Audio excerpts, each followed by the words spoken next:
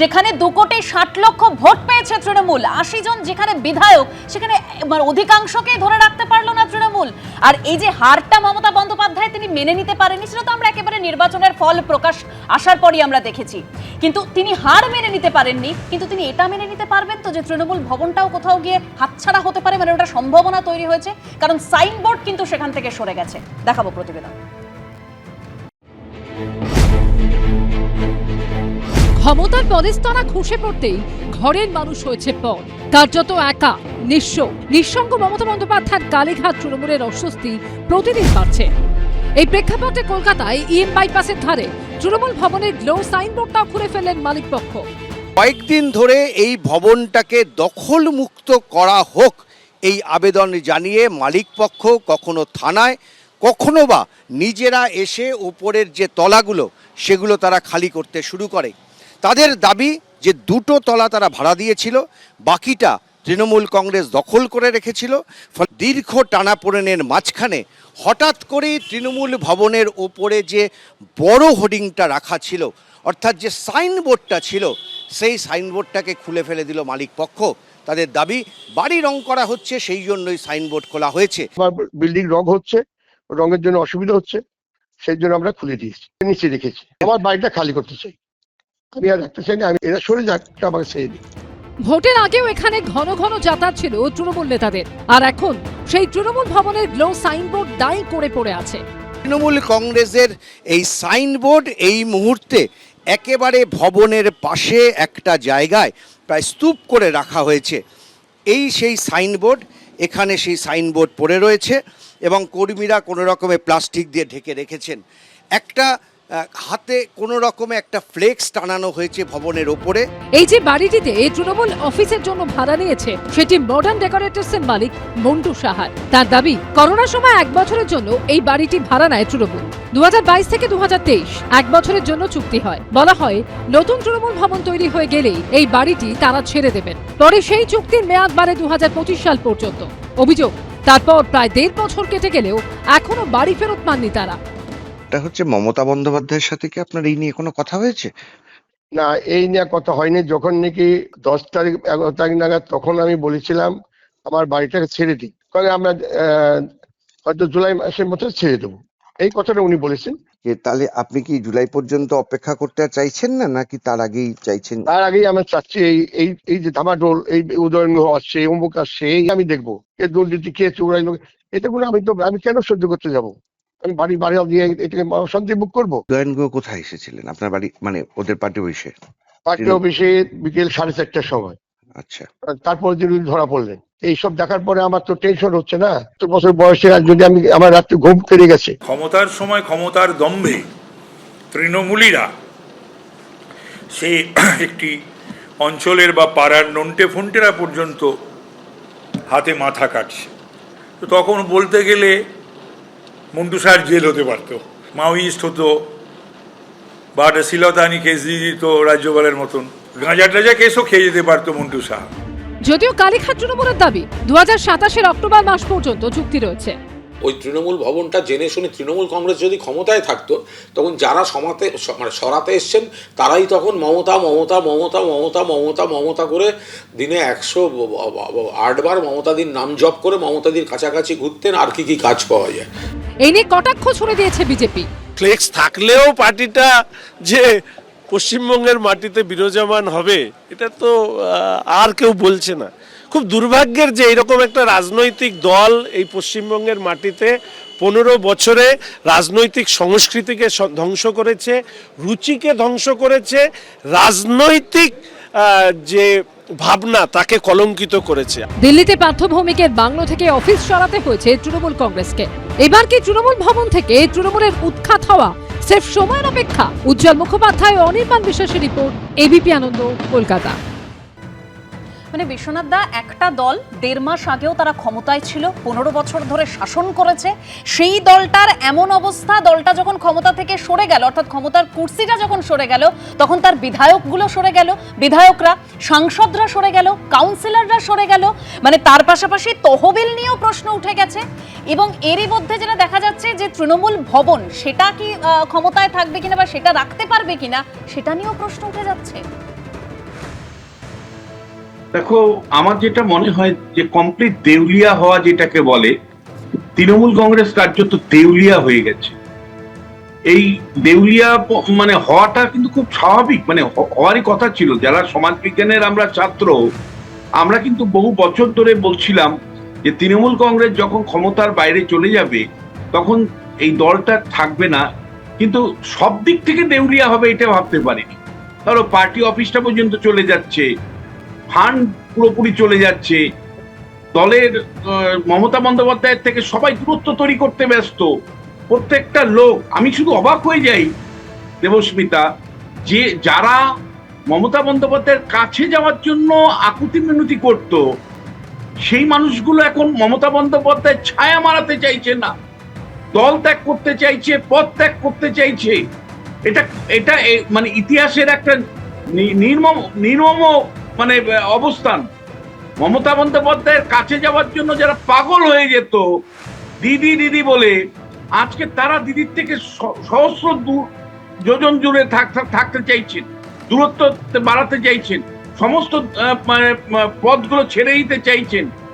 মনে হয় ইতিহাসে এর থেকে নিষ্ঠুর বিচার আর কিছু হতে পারে না। কিন্তু এই বিচারটা মমতা বন্দ্যোপাধ্যায়ের প্রাপ্যই ছিল এবং তিনি পেলেন। যে পার্টি অফিসটা আজকে ওনার হাতছাড়া হচ্ছে, সেই পার্টি অফিসটা যেহেতু উনি শাসক ছিলেন, কুণাল ঘোষ ঠিকই বলেছে যে যেহেতু ক্ষমতায় ছিলেন তাই ক্ষমতা পানের কাছে থাকার জন্য মালিক পক্ষ তখন তাকে পার্টি অফিস ভাড়া দিয়েছে, বা ইচ্ছা সত্ত্বেও ভাড়া দিয়েছে আরো দুটো কাজ পাওয়ার জন্য। আজকে যখন ক্ষমতার বাইরে চলে গেছে, তৃণমূলের অন্যান্য নেতার মতন তিনিও মমতা বন্দ্যোপাধ্যায়ের থেকে দূরে সরে থাকতে চাইছেন এবং সেই বয়ানই পাওয়া গেল। তিনি এখন হঠাৎ করে ভয় পাচ্ছেন। ফলে এটা খুব মানে এটা খুব আশ্চর্যজনক যে শুধু তৃণমূল কংগ্রেস নয়, কন্ট্রাক্টর প্রমোটার থেকে শুরু করে তৃণমূলের যারা মানে ধারক ও বাহক ছিল, এমনকি মানে বাড়ির মালিক পর্যন্ত মমতা বন্দ্যোপাধ্যায়ের থেকে দূরে সরে যেতে চাইছে। ইতিহাসের এত নির্মম কষাঘাত আমার মনে হয় না ভারতবর্ষের ইতিহাসে কোনো রাজনীতিবিদ পেয়েছেন। মমতা বন্দ্যোপাধ্যায় যেভাবে তার দল কর্মী নেতা এমএলএ এমপি থেকে যে কষাঘাত পেলেন, এইরকম কষাঘাত হয়তো একমাত্র শিবসেনা প্রধান উদ্ধব ঠাকরে পেয়েছিলেন। তার বাইরে দ্বিতীয় কোনো ব্যক্তি পেয়েছেন বলে আমার অন্তত রাজনীতি চর্চাকারী হিসাবে জানা নেই। একেবারে বিশ্বনাথদা বলছেন যে এই ধরনের একটা নির্মম পরিণতি এত কম সময়ের মধ্যে যে একেবারে কার্যত দেউলিয়া হতে চলেছে একটা গোটা দল, এইরকম নজির ভারতে আছে বলে মনে হয় না। কিন্তু আমি বলছি এর একটা বড় কারণ হচ্ছে, নিঃসন্দেহে মানবেন, যেভাবে লাগামহীন তোলাবাজি থেকে শুরু করে কাটমানির ঘটনা ঘটেছে তার একটা বড় কারণ। আজকে তারকেশ্বরে যে কর্মসূচি ছিল, যেখানে উপস্থিত ছিলেন খোদ দেশের প্রধানমন্ত্রী, এই কাটমানির বিরুদ্ধে কড়া বার্তা দিয়ে বলছেন যে কাটমানির আজ শেষ হয়েছে, এবার কাজ শুরু হয়ে গেছে। পশ্চিমবঙ্গ দিবসের এই অনুষ্ঠানে কি বলেছেন দেশের প্রধানমন্ত্রী? পরিবর্তন ভালো লাগেছে তো। বিজেপির পূর্ণাঙ্গ মন্ত্রিসভা গঠনের পর প্রথমবার পশ্চিমবঙ্গ সফরে এলেন প্রধানমন্ত্রী নরেন্দ্র মোদী। আর ভোট প্রচারে এসে যে আশ্বাস দিয়েছিলেন, এবার তার বাস্তবায়নের খতিয়ান দিলেন। পাশাপাশি শনিবার তারকেশ্বরে পশ্চিমবঙ্গ দিবস পালনের অনুষ্ঠান থেকে প্রধানমন্ত্রী ভয় আউট ভরসা আইনের সুরেই বললেন, কাটমানি শেষ, কাজ শুরু। जिन्होंने आपको लूटा वो खुद आकर लूट के पैसे लौटा रहे हैं। बड़े बड़े लुटेरों को जेल भेजा जा रहा है। सिंडिकेट वाले जनता से माफी मांग रहे हैं। এখন কাটমানি শেষ, কাজ শুরু হয়ে গেছে। বিগত তৃণমূল সরকারের সমালোচনার পাশাপাশি বর্তমান সরকারের আমলে পশ্চিমবঙ্গবাসী যে দ্রুত উন্নয়নের শরিক হচ্ছে সেই দাবিও করেন প্রধানমন্ত্রী। बंगाल की हवा में अब एक नई ताजगी है। ऐसा लग रहा है जैसे बंगाल अब बेड़ियों से आजाद हो गया है। जैसे बंगाल का गौरव लौटने का आरंभ हो गया है। आप आपका एक वोट, एक चुनाव कितना कुछ परिवर्तन कर सकता है, ये बंगाल में साफ साफ नजर आ रहा है। পরিবর্তন ভালো লাগেছে তো। গোটা দেশে খোলা হাওয়া নেই, গোটা দেশে মানুষ শ্বাস নিতে পারছেন না। সাধারণ মানুষ, গরিব মানুষ, কৃষক, শ্রমিক, মধ্যবিত্ত, শ্রমজীবী, ক্ষেত মজুর, জঙ্গলমহলবাসী, আদিবাসী, তফসিলি, উপজাতি সবাই একটা কষ্টের মধ্যে আছেন সামাজিকভাবে এবং আর্থিক চাপের মধ্যে আছেন। ডাবল ইঞ্জিন সরকারের সুফলের কথাও একদিন শোনা যায় প্রধানমন্ত্রীর গলায়। साथियों, बंगाल में दशकों तक पहले लेफ्ट और फिर टीएमसी ने जो गड्ढे बनाए, उन्हें भरने के लिए डबल इंजन सरकार ने सुपर फास्ट स्पीड से काम करना शुरू कर दिया है। बिजली की रफ्तार से फैसले हो रहे हैं। आज पश्चिम बंग दिवस पर हमारा कर्तव्य है, हम संकल्प लें, अब इतिहास की वो गलतियां दोहराई नहीं जाएगी। दशकों के कुशासन ने पश्चिम बंगाल को मीलों पीछे पहुंचा दिया है। आप सबने देखा है, पुरानी सरकारों के समय में कैसे हालत हो गए थे। সব মিলিয়ে এই দিন পশ্চিমবঙ্গ দিবসের মঞ্চ থেকে রাজ্যের নতুন ভবিষ্যৎ গড়ার ডাক দিলেন প্রধানমন্ত্রী। অর্ণব মুখোপাধ্যায়, ঝিরাম করঞ্জাই ও সোমনাথ মিত্র রিপোর্ট, এবিপি আনন্দ। দেখুন, প্রধানমন্ত্রী বলছেন যে একেবারে বিগত সরকার, তৃণমূল কংগ্রেস তো বটেই, যেভাবে এই রাজ্যকে পিছিয়ে দিয়েছে, সেই জায়গায় ডাবল ইঞ্জিন সরকার একেবারে বিদ্যুতের গতিতে, ডবল গতিতে কার্যত কাজ করছে। যেরকম প্রচুর গর্ত তৈরি হয়েছিল, তিনি যেটা বোঝাতে চেয়েছেন, মানে এমন এমন জায়গায় কার্যত পিছিয়ে দেওয়া হয়েছিল, তার জন্য এই গতিতে কাজ করতে হচ্ছে। পাশাপাশি কাটমানি পুরোপুরি বন্ধ, কাটমানি রাত শেষ, কাজ শুরু হচ্ছে। প্রধানমন্ত্রী প্রশ্ন করছেন, আমি যার উত্তরটা একেবারে অনির্বাণের কাছ থেকে নেব, যে পরিবর্তন ভালো লাগছে তো? হ্যাঁ, নিশ্চয়ই খুব ভালো লাগতো যদি চৌঠামে গণনা কেন্দ্রের সিসিটিভি ফুটেজগুলো প্রকাশ করে দেওয়ার ক্ষমতাটাও নির্বাচন কমিশন দেখাতে পারতেন, বা প্রধানমন্ত্রী নিজেই বলতেন যে আমাদের এই তথাকথিত জয়, এটা নিয়ে কোনো প্রশ্নই যাতে না ওঠে, আমি চাই এই সিসিটিভি ফুটেজ প্রকাশ করা হোক। এটা যদি তিনি বলতে পারতেন, আমি একদম নিশ্চিতভাবে খুব আনন্দ পেতাম। আর পরিবর্তনের কথা বলছেন, পরিবর্তন একটাই হয়েছে, এই নরেন্দ্র মোদী যার হাত থেকে পুষ্পস্তবক নিচ্ছেন, তার ব্যাপারে তিনি নিজে অত্যন্ত বড় দুর্নীতিগ্রস্ত নেতা বলে তিনি নিজে সংবাদ মাধ্যমে বাইট দিয়েছিলেন। সেই বাইটটা যদি আপনি পাশাপাশি চালাতেন, তাহলে আজকের তার বক্তব্যের যে পরিবর্তন, সেটা আরও স্পষ্টভাবে ধরা পড়তো। এবং তৃতীয় কথা, এখানে সরকারের ৪৫ দিন ৫০ দিন মতো হয়েছে, তারা বিভিন্ন সিদ্ধান্ত নিচ্ছেন বলে প্রধানমন্ত্রী বলছেন, খুব ভালো কথা। ডবল ইঞ্জিন সরকার দ্রুত গতিতে আকাশের দিকে যায় নাকি আরও বড় গর্তের দিকে যায়, সেটা আমরা আরও কিছুদিনের মধ্যে দেখতে পাবো। আমরা কোনো রকম ভুল জায়গা থেকে করতে হয় বলে এরকম সমালোচনা করতেই চাই না।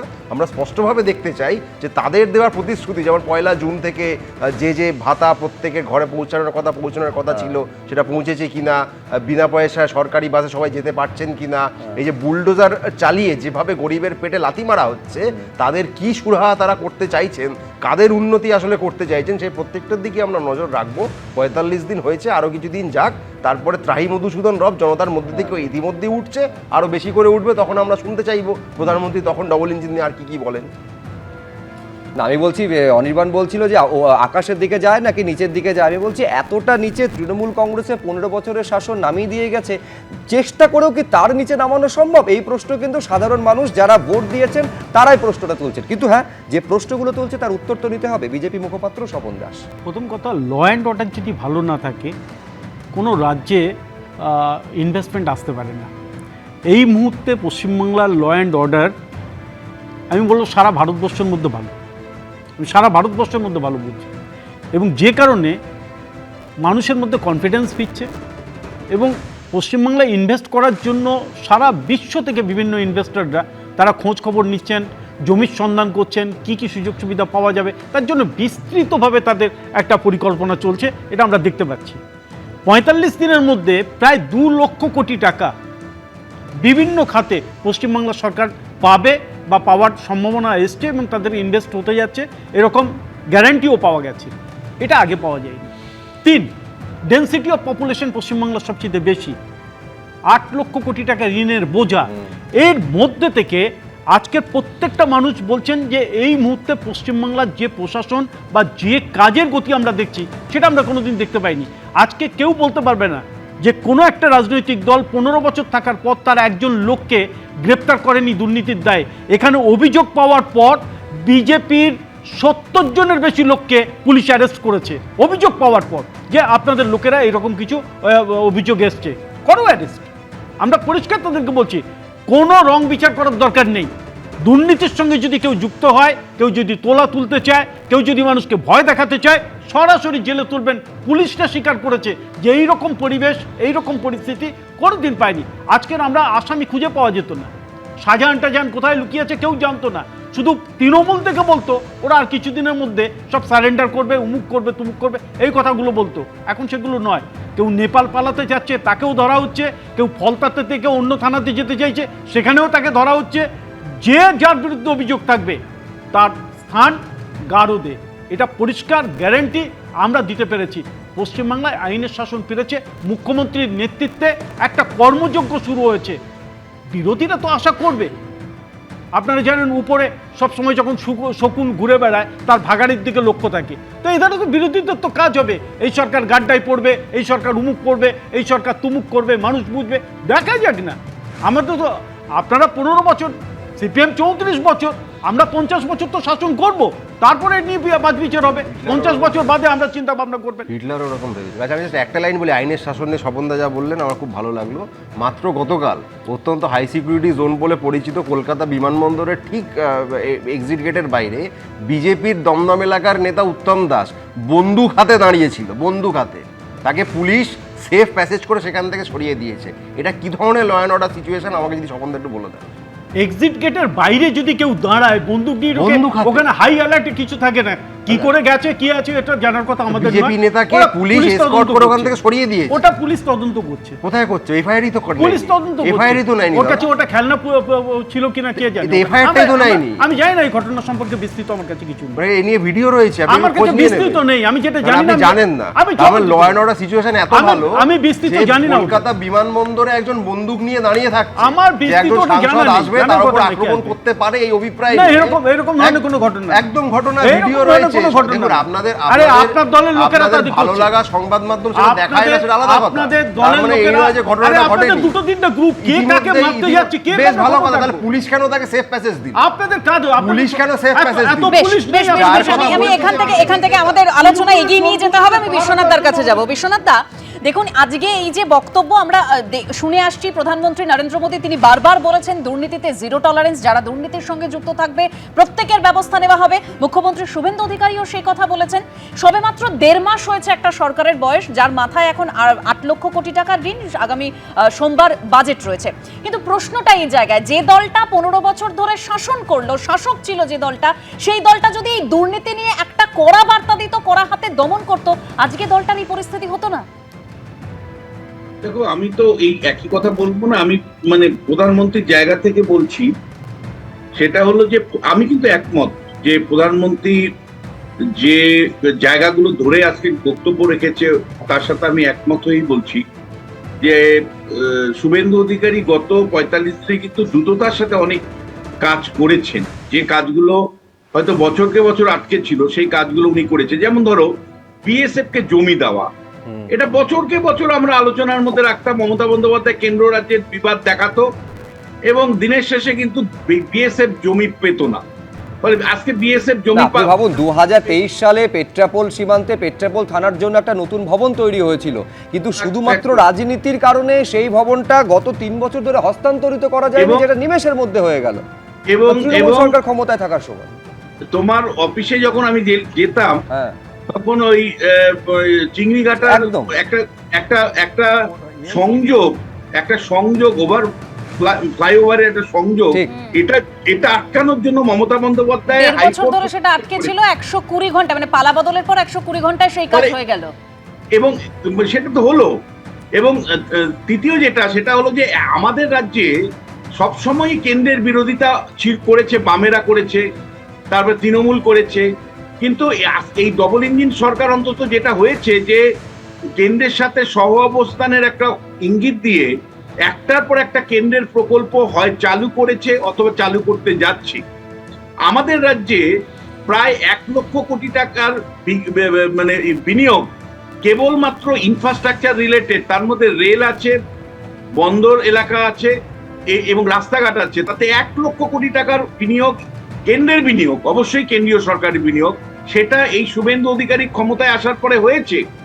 শুভেন্দু অধিকারী ক্ষমতায় আসার পরে মানে প্রশাসনের যে অভিমুখটা সেটা উনি চেঞ্জ করেছেন। আগে কোনো বিরোধী এমএলএ এমপি কে ডাকা হতো না প্রশাসনিক বৈঠকে।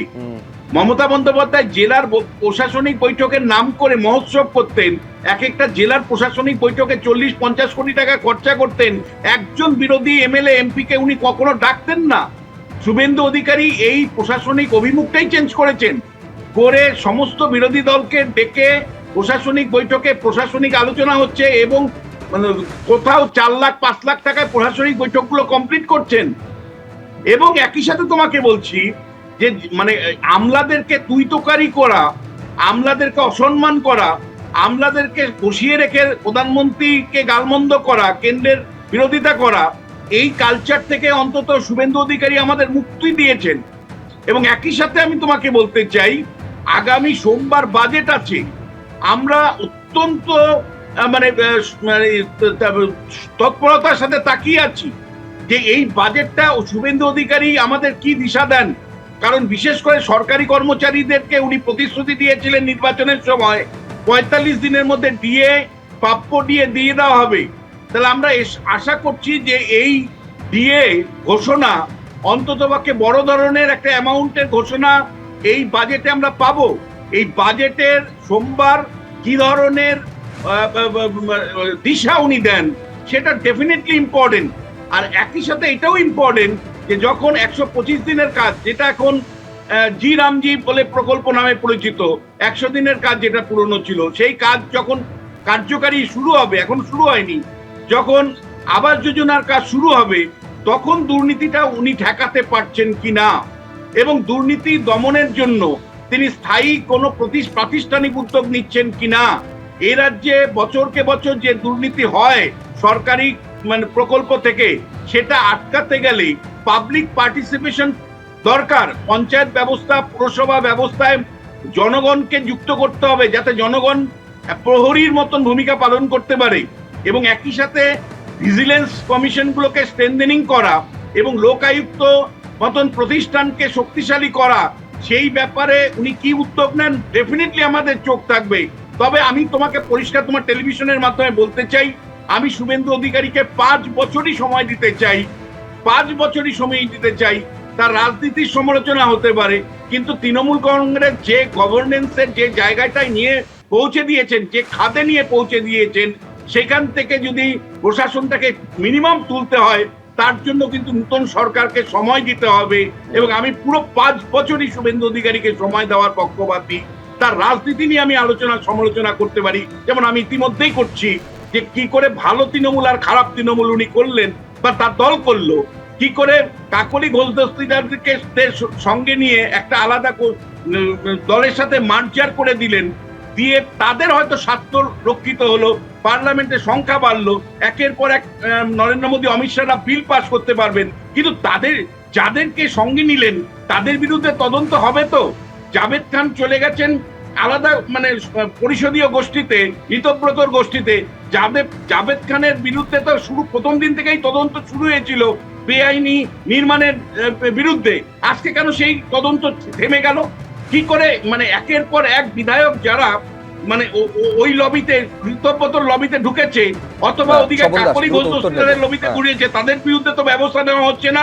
শোভন দাস, আমি বিশ্বনাথদার কথার আগে আমি একটা সংশোধনী দিতে চাই যে কালকে এয়ারপোর্ট সংক্রান্ত অনির্বাণ একটা প্রশ্ন তুলেছে। এটা আমি যে খবর আমার কাছে এসছে সেই খবর থেকে বলতে পারি এই ঘটনাটা তৃণমূলের একটা অংশ, মানে কালীঘাট তৃণমূলের একটা অংশ এআইএর মাধ্যমে একটা মিথ্যে প্রচার করছে যদি এই ধরনের কোনো অভিযোগ বা প্রমাণ অনির্বাণের কাছে থাকে, আমি অনির্বাণকে অনুরোধ করব কালকে যেন একটা এফআইআর করে, এটা এফআইআর করে, কালকে যেন একটা এফআইআর এআই দিয়ে আপনারা জল পরিষ্কার করার ছবি দিতে পারেন। কালকে তুমি এফআইআর করো, স্পষ্ট ভিডিও রয়েছে, কালকে তুমি একটা এফআইআর করো, ভিডিও দেওয়া আছে, অ্যাকশন নিন, স্পষ্ট ভিডিও দেওয়া আছে, সব 100 বার এফআইআর বেশ বেশ বেশ, আমি এই চাপানোতলার মধ্যে এই যে পশ্চিমবঙ্গ দিবস, যেখানে একেবারে দেশের প্রধানমন্ত্রী তুমি করতে পারো না, সরাসরি, আমি এই মুহূর্তে একবার সরাসরি ছবিটা দেখাবো যে একেবারে 3000 ড্রোনের যে একদম কার্যত মহাযজ্ঞ হওয়ার কথা ছিল সেটা শুরু হয়ে গেছে।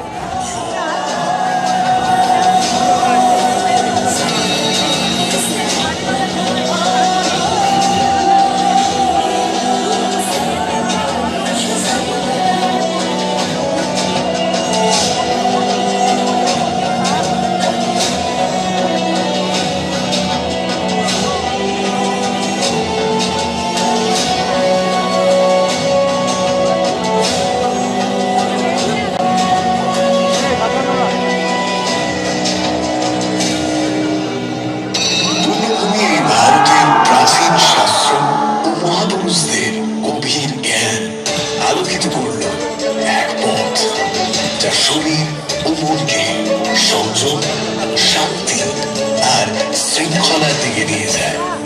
योग भारत के लिए भारत का शाश्वत उपहार था। আর সেই উপহারের আরো এক উজ্জ্বল কেন্দ্রবিন্দু হয়ে উঠল বাংলা।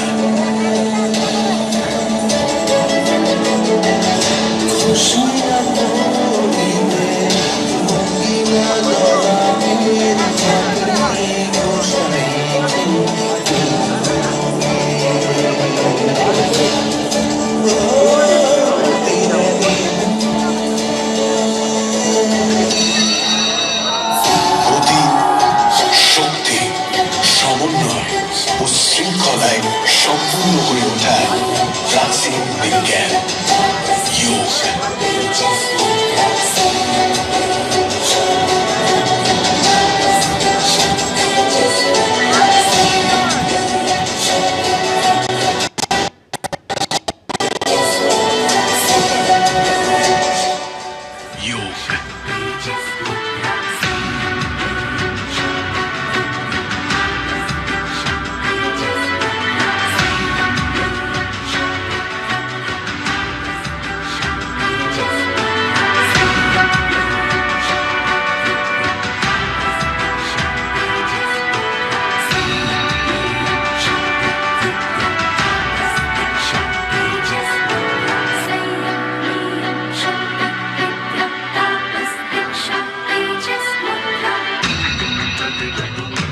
যোগের মাধ্যমে মন খুঁজে পায় শান্তি, যোগের মাধ্যমে শরীর পায় शक्ति।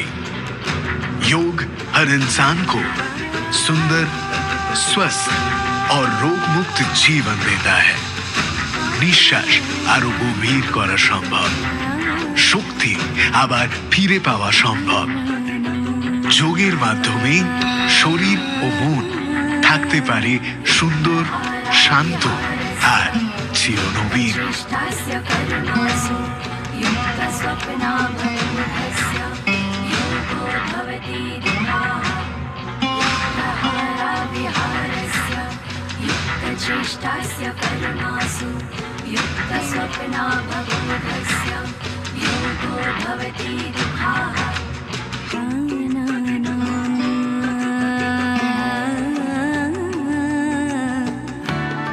এক বিনয়ী সন্ন্যাসী, যার না ছিল মুকুট, না ছিল সৈন্য, না কোনো অস্ত্র, फिर भी वो भारत की आत्मा को अपने साथ लेकर चला। বাংলার অন্যতম আলোকবর্তিকা হয়ে তিনি বলেছিলেন প্রতিটি মানুষের অন্তরে লুকিয়ে থাকা দেবত্বের কথা, আর বিশ্বকে দিয়েছিলেন জাগ্রত হওয়ার সাহস।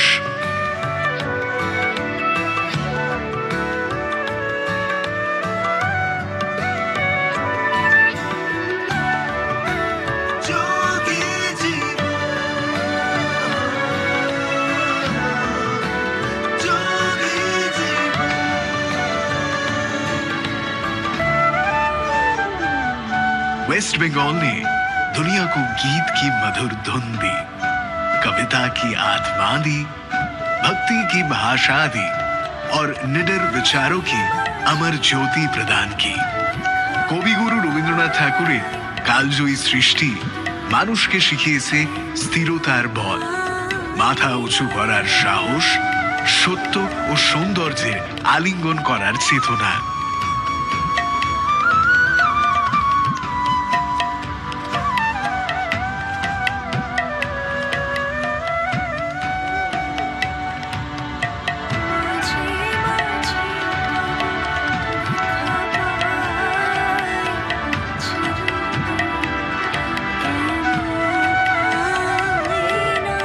ঋষি অরবিন্দ দেখিয়েছেন অন্তরের পথে যাত্রা, যেখানে মানুষের সংগ্রাম ধীরে ধীরে পরিণত হয় জাগ্রত চেতনায়।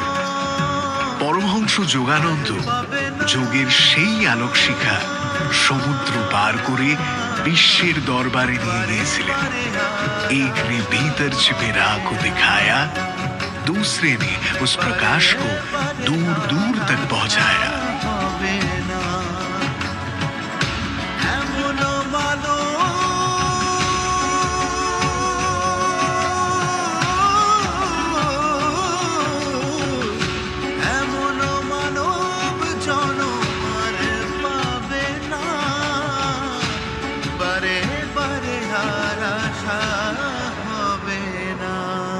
বঙ্কিমচন্দ্রর কলমে বাংলার ভক্তি হয়ে উঠেছিল গান, গান হয়ে উঠেছিল প্রার্থনা, আর প্রার্থনা হয়ে উঠেছিল দেশের হৃদস্পন্দন।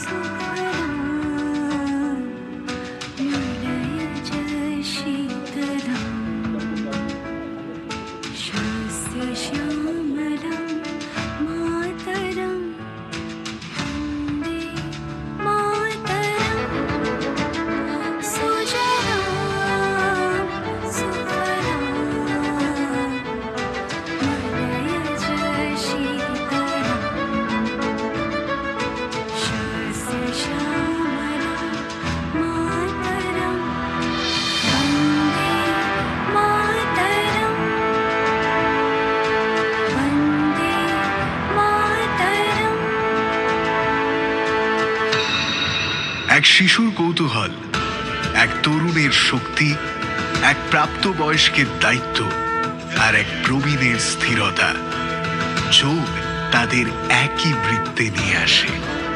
এই বৃত্তেই আছে সুস্থতার প্রতিশ্রুতি। योग केवल लंबी आयु के लिए प्रेरणा नहीं है, ये उत्तम जीवन जीने की साधना है।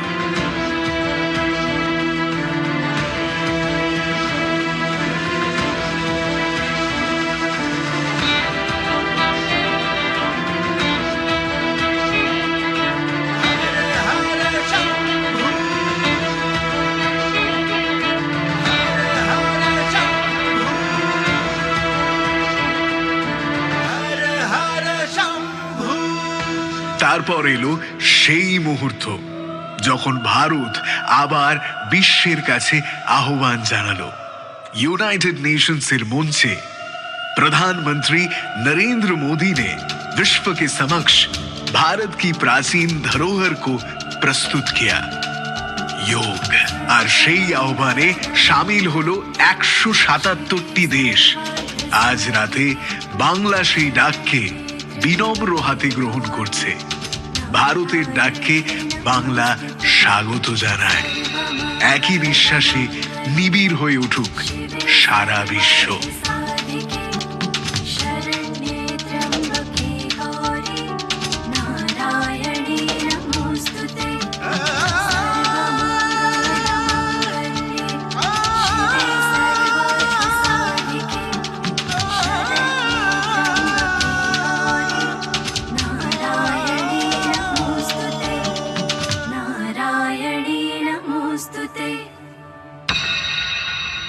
কলকাতা কেবলমাত্র একটি শহর নয়, এটি একটি ছন্দ, একটি নদী, একটি প্রার্থনা। ये वो मंच है जहां से संस्कृति और चेतना एक हो जाती है। आज राते বাংলার পদ্ম ফুলে যোগ ব্যায়াম প্রতিটি প্রজন্মের জন্য आशीर्वाद হয়ে উঠবে। सदियां बदलती हैं, समय बदलता है, शरीर बदलता है, लेकिन हमारी सांसें हमें जोड़ के रखती हैं।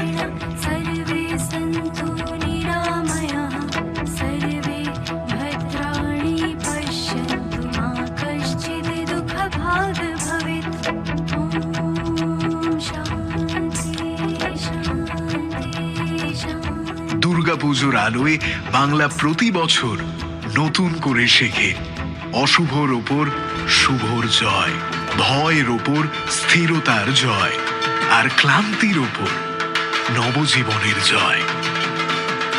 योग केवल लंबी आयु के लिए प्रेरणा नहीं है, ये उत्तम जीवन जीने की साधना है, ये शक्ति का स्रोत है।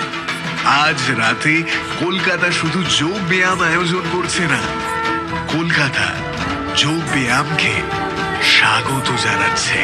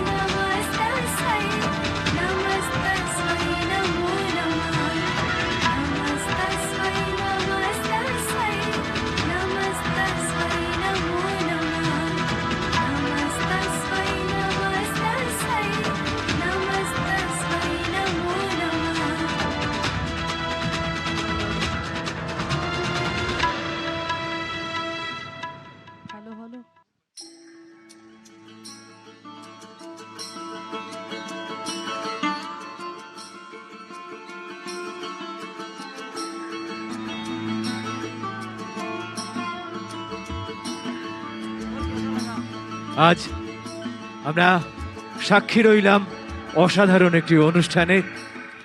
যোগ দিবসকে উপলক্ষ করে আজকে আমরা এই মিলেনিয়াম পার্কে যে সাংস্কৃতিক সন্ধ্যার আমরা অংশগ্রহণ করেছি, আজকে একদম শেষ মুহূর্তে এসে উপস্থিত হয়েছি। বাংলার আমাদের আজকের অনুষ্ঠানের শেষ নিবেদন ছৌ নৃত্য। ছৌ শিল্পীদেরকে অনুরোধ করব মঞ্চে চলে আসার জন্য, এবং দর্শক যারা আমাদের এই মঞ্চের মধ্যে রয়েছেন তাদের সকলকে অনুরোধ করছি একটু মঞ্চ থেকে নেমে যেতে। হ্যাঁ, সরাসরি আপনারা দেখছিলেন যে একেবারে আন্তর্জাতিক যোগ দিবসের প্রাক্কালে 3000 ড্রোনের এক প্রদর্শনী, যেইটা সরাসরি আপনাদের সামনে রাখলাম। আমি দর্শকদের শুধু মনে করাবো যে আগামীকাল আন্তর্জাতিক যোগ দিবস, যেখানে অংশগ্রহণ করবেন খোদ দেশের প্রধানমন্ত্রী নরেন্দ্র মোদী। সকাল 6:30 থেকে সরাসরি সম্প্রচার আপনাদের জন্য করবে এবিপি আনন্দ, দেখতে ভুলবেন না। কিন্তু আমি আমার অতিথিদের কাছে যাওয়ার আগে এইবার এই পশ্চিমবঙ্গ দিবস উপলক্ষে যে প্রতিবেদনটা দর্শকদের সামনে রাখবো, আজকে এই পশ্চিমবঙ্গ দিবস উপলক্ষে সকাল থেকে রাজ্য জুড়ে তা পালন করা হলো ধুমধাম করে। উপস্থিত ছিলেন খোদ দেশের প্রধানমন্ত্রী, পাশাপাশি বিধানসভাতেও পালন হলো পশ্চিমবঙ্গ দিবস।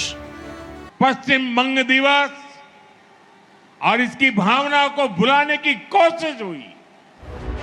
পশ্চিমবঙ্গের প্রথম বিজেপি সরকারের আমলে প্রথমবার পালন হলো পশ্চিমবঙ্গ দিবস। রাজ্যে উপস্থিত থাকলেন খোদ প্রধানমন্ত্রী নরেন্দ্র মোদী। पश्चिम बंगाल के इस इतिहास को दबाया गया। पश्चिम बंग दिवस की ये तारीख और भी खास है। आजादी के बाद बंगाल के उज्जवल भविष्य के लिए जो सपना देखा गया था, बंगाल की महान आत्माओं ने जो परिकल्पना की थी, आज एक तरह से पहली बार हम पश्चिम बंग दिवस पर उन सपनों को सच्चाई में बदलते देख रहे हैं। এই দিন রাজ্যে আসার আগে পশ্চিমবঙ্গ দিবস উপলক্ষে সোশ্যাল মিডিয়ায় রাজ্যবাসীকে শুভেচ্ছা জানান প্রধানমন্ত্রী। এই দিনের অনুষ্ঠানের জন্য তিনি বেছে নেন হুগলির তারকেশ্বরকে। তারকেশ্বরকে বেছে নেওয়ার কারণ হিসেবে বলা হচ্ছে 1947 এপ্রিলে যে বৈঠক হয়েছিল, যে এই ভারত ভুক্তির বিষয় পশ্চিমবঙ্গের, সেই বৈঠক হয়েছিল কিন্তু তারকেশ্বরে, সেই কারণে তারকেশ্বরকে বেছে নেওয়া হয়েছে। প্রধানমন্ত্রীর মঞ্চে উপস্থিত ছিলেন রাজ্যপাল RN রবি, মুখ্যমন্ত্রী শুভেন্দু অধিকারী।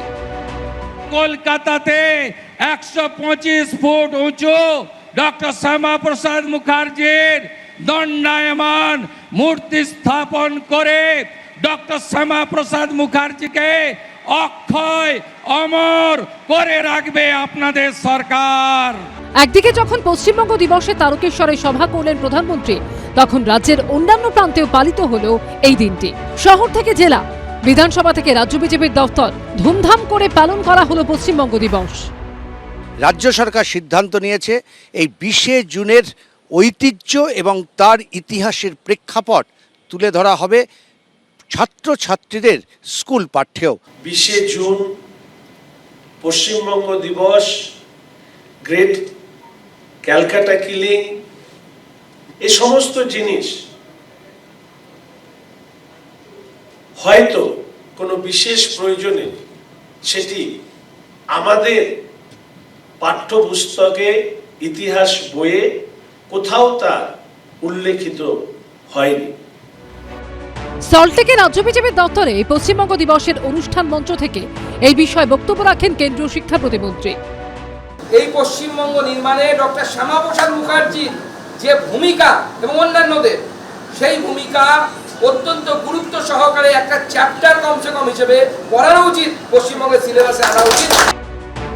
পশ্চিমবঙ্গ দিবস কবে পালিত হবে, পয়লা বৈশাখ না 20শে জুন? এই নিয়ে তৃণমূল জমানাতে এই তৃণমূল বিজেপির মধ্যে বারবার সংঘাত তৈরি হয়। 2023 সালে কেন্দ্রীয় সরকার 20শে জুন রাজ্যের প্রতিষ্ঠা দিবস বা পশ্চিমবঙ্গ দিবস হিসেবে পালনের নির্দেশ দেয়। অন্যদিকে পয়লা বৈশাখ দিনটিকে রাজ্য দিবস ঘোষণা করে তৎকালীন রাজ্য সরকার। তখন বিজেপির দাবি ছিল শ্যামাপ্রসাদ মুখোপাধ্যায়ের প্রতি শ্রদ্ধা জানাতেই 20শে জুন পশ্চিমবঙ্গ দিবস পালন করা উচিত। কিন্তু এই নিয়ে চর্চা থামেনি।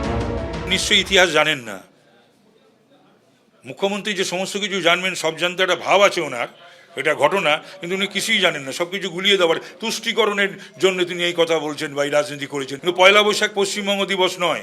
আমন্ত্রণ পেয়েছিলাম পশ্চিমবঙ্গ দিবসে, যাইনি বা যেতে পারিনি।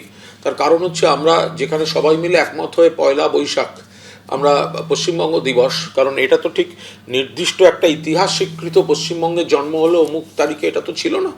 এইদিকে বিজেপির বিরুদ্ধে অপপ্রচারের অভিযোগ তুলে কলকাতার বিধান ভবনের বাইরে অবস্থান বিক্ষোভ দেখালো কংগ্রেস। সারা দেশে বিজেপি ইতিহাসকে গুলিয়ে দিতে চাইছে, ইতিহাসকে বিকৃত করতে চাইছে। শনিবার ভিক্টোরিয়া মেমোরিয়ালে দরবার হলে সংস্কৃতি মন্ত্রকের তরফে চিত্র প্রদর্শনীর আয়োজন করা হয়। এদিন কলেজ স্কোয়ারে বঙ্গীয় শিল্পকলা পরিষদের উদ্যোগে পালিত হল পশ্চিমবঙ্গ দিবস। এখানে উপস্থিত ছিলেন শ্যামাপ্রসাদ মুখোপাধ্যায়ের নাতনি দেবদত্তা চক্রবর্তী, উজ্জ্বল মুখোপাধ্যায়, আবির দত্ত ও ঐশী মুখোপাধ্যায়ের রিপোর্ট, এবিপি আনন্দ। স্বাধীনতার পর এই প্রথম সরকারি উদ্যোগে পশ্চিমবঙ্গ দিবস পালিত হলো। আমি রাজাগোপাল ধর চক্রবর্তীর কাছে আসবো। আপনি শুনলেন দেশের প্রধানমন্ত্রী বলছেন যে বছরের পর বছর স্বাধীনতা উত্তর সময়ে যতগুলো সরকার এসেছে এই পরিবর্তনের আগে পর্যন্ত তারা ইতিহাসকে ভুলিয়ে দেওয়ার একেবারে চেষ্টা করেছে, মুছে ফেলার চেষ্টা করেছে তারা। হ্যাঁ, দেখুন যে আমরা জানি যে 20শে জুন 47 সালের সেখানে পশ্চিমবঙ্গের যে তদানীন্তন যে বিধানসভায় ছিল সেখানে হিন্দু মেজরিটি অংশের যারা বিধায়ক ছিলেন তারা সিদ্ধান্ত নেন যে তারা ইউনাইটেড বেঙ্গল বলে যে ভাবনাটা ছিল সেখানে তারা থাকবেন না, তারা ভারতের সঙ্গে থাকবেন। সুতরাং যেটা সম্ভাবনা ছিল যে নানান ধরনের, আমি কোনো নেতার নাম করতে চাই না, কেউ হয়তো অন্যরকম নিতে পারে, সেই সময় কিন্তু বাংলাকে ইউনাইটেড বাংলা নাম করে একটা মুসলিম লীগের মানে খপ্পরে নিয়ে আসার চেষ্টা ছিল। পরবর্তীকালে সেটা হয়তো পাকিস্তানের সঙ্গে জুড়ে দেওয়ারও বা আপনার চিন্তা ছিল, কেউ কেউ চাইছিল একেবারে ডিরেক্টলি যাতে বাংলা বা পাকিস্তানের সঙ্গে যুক্ত হয়। তো যাই হোক, শ্যামাপ্রসাদ মুখোপাধ্যায় আমরা জানি তারই নেতৃত্বে তিনি তখন হিন্দু মহাসভার সঙ্গে প্রেসিডেন্ট ছিলেন, তিনি কিন্তু একেবারে দায়িত্ব নিয়ে লড়াই করে যে ধরনের বাগা নেতৃত্ব যারা ছিলেন, কিরণ শঙ্কর রায়, শরৎ বসুর মতো মানুষ যারা ছিলেন, তারা কিন্তু ইউনাইটেড বাংলার পক্ষে ছিলেন। তো আজকের আমরা কিন্তু হয়তো পাকিস্তানের অন্তর্ভুক্ত হয়ে যেতাম যদি শ্যামাপ্রসাদ না থাকতেন। একটা কথা মনে পড়ে যায়, জওহরলাল নেহরুকে উনি বলেছিলেন যে you divided India but I divided Pakistan, এটা বিখ্যাত উক্তি একটা করেছিলেন। তো যাই হোক, আজকের গর্বের দিন, আনন্দের দিন যে আমরা ভারতভুক্তির মধ্যে আছি। সেই পশ্চিমবঙ্গ দিবস আজকের, কেন লেজিসলেটিভ দিবস মানে এই নয় যে সেটা কোনোভাবে স্বীকৃত হয়েছে, লেজিসলেটিভ বার্থডে আজকে বলা যেতেই পারে। কিন্তু যারা বললেন ভাই, আপনারা যেগুলো দেখালেন, দুর্ভাগ্যের ব্যাপার এই ইতিহাসটা কেউ জানে না, সঠিক তথ্য কেউ মানে আমাদের পুস্তকে মানে স্কুল বইতে সেগুলো বলা হয় না, পড়া হয় না। তার ফলে মানুষ হয়তো আমি বলছি আপনি এটা মানবেন রাজাগোপাল বাবু, ধরুন যারা এসেছে ক্ষমতায় তাদের তো দায়িত্ব ছিল সেই ইতিহাসকে একেবারে সামনে সকলের নিয়ে আসা, সেটা কি সচেতনভাবে তার মানে মুছে ফেলার বা ভুলিয়ে দেওয়ার চেষ্টা হয়েছে বলে মনে হচ্ছে? দেখুন, সচেতনভাবে মানে বাংলা দিবস, পশ্চিমবাংলা শব্দটা ব্যবহার করেনি, বাংলা দিবস অ্যাসেম্বলিতে কুণাল ঘোষ বোধহয় বলার চেষ্টা করলো, অ্যাসেম্বলিতে আমার মনে আছে অ্যাসেম্বলিতে রেজলিউশন করা হয়েছিল, যে বলা হয়েছিল বাংলা দিবস করা হবে পয়লা বৈশাখ। পয়লা বৈশাখ তো মানে একটা ক্যালেন্ডারের দিন, তাই না? পশ্চিমবঙ্গের সঙ্গে তার তো কোনো সম্পর্ক নেই। পয়লা বৈশাখ তো সারা ভারতবর্ষে নানানভাবে অনুষ্ঠিত হয়, পশ্চিমবঙ্গের সঙ্গে তার বিশেষত্ব কোথায় সেটা বোঝাতে পারেনি। যাই হোক, যারা ইতিহাস যেটাই বোধহয় প্রধানমন্ত্রী বোঝাতে চাইলেন, তুমি এমন একটা দেশ, এমন একটা দিনকে নিয়ে আসছো তার সঙ্গে পশ্চিমবাংলার কোনো সম্পর্ক নেই। পশ্চিমবাংলার সঙ্গে যদি কোনো সম্পর্ক থাকে এই 20শে জুন। সুতরাং পশ্চিমবাংলার ইতিহাস যে বাঙালি মানে তারা ভারতবর্ষের সঙ্গে থাকতে চেয়েছিল, এই যে চেতনা যে আমরা ভারতের অন্তর্ভুক্ত, আমরা পাকিস্তান হয়ে যেতে পারতাম, যেভাবে সুরাবুদ্দিন ছিল, আমরা দেখেছি নেহরুরও খুব সম্ভবত সেখানকার তাদের প্রতি সমর্থন ছিল, যে বাংলা সারা ভারতবর্ষকে শিক্ষা দিয়েছে, সে বাংলা চেতনা দিয়েছে সারা ভারতকে, সে যদি বাইরে চলে যায় বোধহয় হয়তো আমার বিপদ মুক্ত হবে, এই ধরনের তখনকার কেন্দ্রীয় নেতারা ভাবতেন। তো যাই হোক, আমরা দেখলাম যে প্রধানমন্ত্রী নরেন্দ্র মোদী, মুখ্যমন্ত্রী শুভেন্দু অধিকারী তারা যেরকম বলছেন অনির্বাণ, যে তোষণের রাজনীতি, একেবারে নাম করে বলছেন তোষণের রাজনীতি করেছো তোমরা, ইতিহাসকে কোথাও গিয়ে হোয়াইট ওয়াশ করে দেওয়ার চেষ্টা করেছো। হাবি কথা বললে তো আর হয় না। দেখুন 2021 সাল থেকেই মোদী সরকার 14ই আগস্টকে বিভাজন বিভীষিকা স্মৃতি দিবস হিসেবে তারা ঘোষণা করে।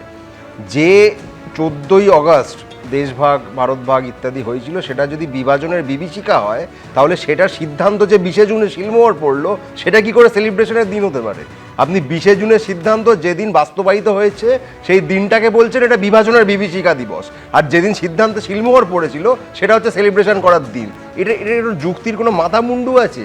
আর 20শে জুন যে বাংলাকে ভাগ করবার যে সিদ্ধান্ত হয়, 58 জন তৎকালীন প্রাদেশিক আইনসভায় তার পক্ষে মত দিয়েছিলেন, তার মধ্যে 54 জন ছিলেন তৎকালীন কংগ্রেসের, 2 জন কমিউনিস্ট পার্টির, 1 জন হিন্দু মহাসভা শ্যামাপ্রসাদ নিজে আর 1 জন নির্দল। আর প্রথম এই বাংলাকে ভাগ করবার যে প্রস্তাব, এটা প্রথম বর্ধমান জেলা কংগ্রেসের তরফ থেকে দেওয়া। এখানে কোথায় হিন্দু মহাসভা, কোথায় শ্যামাপ্রসাদ? আমি সকলের কাছে প্রতিক্রিয়ার জন্য আসবো খুব দ্রুত। স্বপন দাস। না, প্রথম কথাটা হচ্ছে যেটা শ্যামাপ্রসাদ মুখার্জির ভূমিকা বা এটা নিয়ে যদি জানতে হয় তাহলে প্রথম কথা বলতে হবে শরৎচন্দ্র বোস, সোহরাবুদ্দিন, কিরণ শঙ্কর রায়, এরা সবাই মিলে চেয়েছিলেন যে ইউনাইটেড বাংলা একটা স্বাধীন রাষ্ট্র তৈরি হবে, এবং সেটাকে মদত দিয়েছিলেন মোহাম্মদ আলী জিন্না। শ্যামাপ্রসাদ মুখার্জি এই সোহরাবুদ্দিনের এই পরিকল্পনা, শরৎ বোসদের এই পরিকল্পনার বিরুদ্ধে তিনি প্রথম আওয়াজ তুললেন যে যখন ধর্মের ভিত্তিতে দেশ ভাগ হচ্ছে তাহলে পশ্চিমবাংলায় হিন্দু সংখ্যাগরিষ্ঠ এই এলাকাকে কেন হিন্দুদেরকে ইউনাইটেড বাংলার মধ্যে রাখলে তাদেরকে আবার একদিন ওখান থেকে তারা কেউ অন্য জায়গায় যেতে হবে, তাদেরকে একটা বিপদের মধ্যে আপনারা ফেলছেন, এটা করতে পারেন না। তার বিরুদ্ধে জনমত তৈরি করেছিলেন সারা বাংলা জুড়ে, তার নাম শ্যামাপ্রসাদ মুখার্জি, তিনি একমাত্র ছিলেন। কিন্তু কংগ্রেসের সেই সময় যিনি সভাপতি ছিলেন, নভেম্বর 1946-এ কংগ্রেসের সভাপতি হলেন জেপি কৃপালিনী, এবং কৃপালিনী ক্ষমতা সভাপতি হওয়ার পর তিনি তার স্ত্রী সুচেতা কৃপালিনীকে পাঠালেন। সুচেতা কৃপালিনী ও শ্যামাপ্রসাদের সঙ্গে তিনিও জনমত তৈরিতে সচেষ্ট হলেন, এবং কংগ্রেস বাধ্য হয়ে যে না, দেশভাগে যদি করতেই হয় তাহলে এই ধর্মের ভিত্তিতে হিন্দুদের জন্য আলাদা অংশ, পাঞ্জাবের মতো পশ্চিমবাংলাকেও ভাগ করতে হবে। সেটাতেই শিলমোহর দিলেন মাউন্ট ব্যাটেন, যে যদি কেউ একজন হোমল্যান্ড চায়, হিন্দুদের জন্য আলাদা তারা ভূমি চায়, তো সেখানটা আমি দেশভাগের মধ্যে করব। মাউন্ট ব্যাটেন সেটাই স্বীকৃতি দিলেন। এটাই ঘটনা। শ্যামাপ্রসাদ ছাড়া এই জনমত কেউ তৈরি করতে পারেননি। তিনি কংগ্রেসীদের, এমনকি দুজন কমিউনিস্ট পার্টি সেই সময় সদস্য ছিলেন, জ্যোতি বসু এবং রতনলাল ব্রাহ্মণ, তাদেরকেও তিনি একসঙ্গে এক মঞ্চে এনেছিলেন। এবং শ্যামাপ্রসাদ মুখার্জির পরেও দেখা গেছে যে উনি 52 সালের লোকসভা নির্বাচনের পর উনি লোকসভায় নেতৃত্ব দিয়েছেন। 3 জন মাত্র জনসংঘের মেম্বার ছিল, তার সত্ত্বেও সবাই মিলে তাকে অ্যাকসেপ্ট করে নিয়েছিল। তার সেই ক্ষমতা ছিল। ভাই, যার কৃতিত্ব আছে সেটুকু দিন। আজকের পশ্চিমবাংলা যদি আমরা পেয়ে থাকি শ্যামাপ্রসাদ মুখার্জির জন্য পেয়েছি। দেখো, ইতিহাস বহুভাবে নির্মাণ হয়, পুনর্নির্মাণ হয়, বারবার নির্মাণ পুনর্নির্মাণের মধ্য দিয়ে আমরা ইতিহাসের সত্যের কাছাকাছি পৌঁছাই। দেখো, এটা ঠিক যে কংগ্রেস দল দীর্ঘদিন শাসন করেছে, কিন্তু শ্যামাপ্রসাদ মুখার্জিকে যতটা গুরুত্ব দেওয়ার কথা দেয়নি, এটা ফ্যাক্ট। কারণ নেহেরুর উপর টু মাচ এমফেসাইজ দিয়েছেন তারা। নেহেরুর উপর ভিত্তি করে ভারতবর্ষের রাজনীতি দর্শনটাকে ঠিক করেছিলেন। লেফট যারা, তারাও সেকুলারিজমের জায়গা থেকে, বামপন্থী ভাবনা থেকে হিন্দু মহাসভা, তারপরে তার প্রধান নেতা শ্যামাপ্রসাদ মুখার্জিকে গুরুত্ব দেননি, মানে লেফটরা। তৃণমূল কংগ্রেসও একই কারণে সংখ্যালঘু মুসলিম ভোটটাকে রাখার জন্য তারা কিন্তু সংখ্যালঘু মানে শ্যামাপ্রসাদ মুখার্জিকে গুরুত্ব দেননি, হিন্দু মহাসভাকে তার যে ভূমিকাটা ছিল সেটাকে গুরুত্ব দেননি। কিন্তু একই সাথে আমি বলছি যে ইতিহাসের অবজেক্টিভ কন্ডিশন গুলো বুঝতে হবে। মনে রাখবে, শ্যামাপ্রসাদ মুখার্জি যখন মানে এই হিন্দু মহাসভাকে নিয়ে বাংলা বিভাজনের কথা ভাবছেন, হিন্দুস্তানের কথা ভাবছেন, হিন্দু বাংলার কথা ভাবছেন, তার আগেই কলকাতার দাঙ্গা হয়ে গেছে এবং নোয়াখালীর দাঙ্গা হয়ে গেছে। হিন্দু প্রধান এলাকাগুলো মাইন্ডসেটই তৈরি হয়ে গেছিল যে আমরা মুসলিম এলাকার সাথে যুক্ত হলে আমাদের অস্তিত্ব বিপন্ন হয়ে পড়বে। মানুষ মানসিকভাবেই তৈরি ছিল। এবং সেখানে মনে রাখবে 58 জন মানুষের মধ্যে 54 জন কংগ্রেস, যারা জনমত তৈরিতে সাহায্য করেছিল। টোটাল যে জনসভা হয়েছিল মানুষের মন তৈরি করতে, তাতে কংগ্রেস যে জনসভা ছিল 58টা, বিভিন্ন জেলা মানে বাংলার বিভিন্ন প্রান্তে 58টা বড় বড় সভা করেছিল কংগ্রেস। এবং যখন ভোটাভুটি হয়, কংগ্রেসের 54 জন ভোট দিয়েছিল এবং শ্যামাপ্রসাদ মুখার্জি ছিল হিন্দু মহাসভার একমাত্র প্রতিনিধি। একেবারে আমি মানে তখন মানে ভোটদানের এইটা ছিল 58 জন পক্ষে, মানে যা একেবারে ভারত ভুক্তির পক্ষে, এবং উল্টো দিকে 21 জন ভোট দিয়েছিল। এই ইতিহাসটাই তো বারে বারে বিজেপি অভিযোগ করছে যে এই ইতিহাসটাই ভুলিয়ে দেওয়ার চেষ্টা হয়েছে অত্যন্ত সচেতনভাবে, রাজনৈতিক কারণে এবং তোষণের কারণে। রাজ্যে পালা বদলের পর সরকারি উদ্যোগে আজকে পশ্চিমবঙ্গ দিবস পালন হয়েছে। তবে আজকে অন্যদিকে একদম মহারাষ্ট্রের কোলাপুর থেকে কেন্দ্রীয় স্বরাষ্ট্রমন্ত্রী অমিত শাহ তিনি অনুপ্রবেশ ইস্যুতে আক্রমণ করেছেন এবং তিনি বলছেন যে আশ্বস্ত করছি পশ্চিমবঙ্গের সীমান্তে অনুপ্রবেশ বন্ধ হবে। অনির্বাণ, এইসব মানে কি বলবো, ভোটের হাওয়া গরম করবার কথা আমরা যে বহু বছর ধরে শুনে আসছি। মানে যখনই নির্বাচন আসে তখনই অনুপ্রবেশ করে বহু কথা আমরা শুনি, কিন্তু যখন নির্দিষ্ট তথ্য চাওয়া হয় তখন পার্লামেন্টে এই সরকারই জানায় আমাদের কাছে কোনো তথ্য নেই। দ্বিতীয় কথা, যা পশ্চিমবঙ্গ সরকার না হয় খুব খারাপ ছিল এতদিন, তারা না হয় অনুপ্রবেশ করতে দিয়ে সব করেছে, সেই সীমানা জুড়ে বিএসএফ কী করছিল সেই প্রশ্নের উত্তর নিশ্চয়ই এটা কেউ দেবে না। কিন্তু আসাম এবং ত্রিপুরা, বিশেষ করে আসামে তো 2016 সাল থেকে ডবল ইঞ্জিন সরকার, অথচ আজকের দিনে দাঁড়িয়েও আসামে যখন নির্বাচনের হাওয়া গরম করতে হয় সেই এক অনুপ্রবেশের কথাই বলে যায়। এমনকি ত্রিপুরার ক্ষেত্রেও আমরা কিছুদিন আগেও দেখেছি, ত্রিপুরার সীমান্তে বিএসএফ এর বন্দুক বাংলাদেশের দুষ্কৃতীরা টেনে কেড়ে উত্তর দেবেন স্বপন দাস। যতদিন পর্যন্ত টোটাল ফেন্সিং না হবে ততদিন পর্যন্ত অনুপ্রবেশ বন্ধ করা অসম্ভব ব্যাপার। যতই বিএসএফ যত থাকুক না কেন, বিএসএফ তো আর এত বিরাট সংখ্যায় নেই যে পুরো এলাকাটাতে। এখন পুরো কিছু আমাদের ওই নদী কেন্দ্রিক আছে, কিছু আমাদের ডাঙ্গা বর্ডার আছে, যেগুলোতে আমাদের এখনো পর্যন্ত ফেন্সিং দেওয়া হয়নি। জমির সমস্যা আছে, অনেক কিছু সমস্যা আছে। এইসব কারণে কিছু কিছু অনুপ্রবেশ হয়নি বা হবে না এই গ্যারান্টি কারোর পক্ষে দেওয়া সম্ভব নয়। কিন্তু সরকারের যদি সদিচ্ছা থাকে যে মানুষ চিহ্নিত করা, এই লোকটা এসছে, সেটা যদি হয় তাহলে অনুপ্রবেশ বন্ধ হবে। আর আমাদের সরকারের গ্যারান্টি হচ্ছে অনুপ্রবেশ বন্ধ করা, ওটা আমরা করব এবং যত অবৈধ অনুপ্রবেশকারী এখানে আছে তাদেরকে ঘাড় ধাক্কা দিয়ে বাংলাদেশ ফেরত পাঠাবো, এটা আমাদের কর্মসূচি। একেবারে অনুপ্রবেশ বন্ধ করার পেছনে নিঃসন্দেহে উদ্যোগ এবং তার জন্য দরকার রাজনৈতিক সদিচ্ছা। বরাবর তো এই প্রশ্নটাই উঠে এসেছে যে অনুপ্রবেশ বন্ধে বিগত তৃণমূল সরকারের আদৌ কতটা রাজনৈতিক সদিচ্ছা ছিল, এই প্রশ্নটা বারে বারে এসেছে। আপাতত আলোচনা এই পর্যন্ত। আমি শুধু অনুষ্ঠান শেষ করতে করতে দর্শকদের মনে করিয়ে দেব আগামীকাল আন্তর্জাতিক যোগ দিবস, যেখানে অংশগ্রহণ করবেন দেশের প্রধানমন্ত্রী। সকাল 6:30 থেকে সরাসরি সম্প্রচার দেখুন এবিপি আনন্দে। আপাতত আলোচনা এই পর্যন্ত।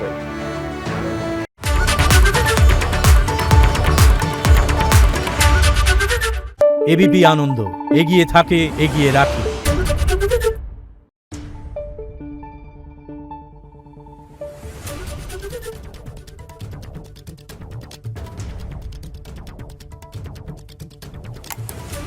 Thank you.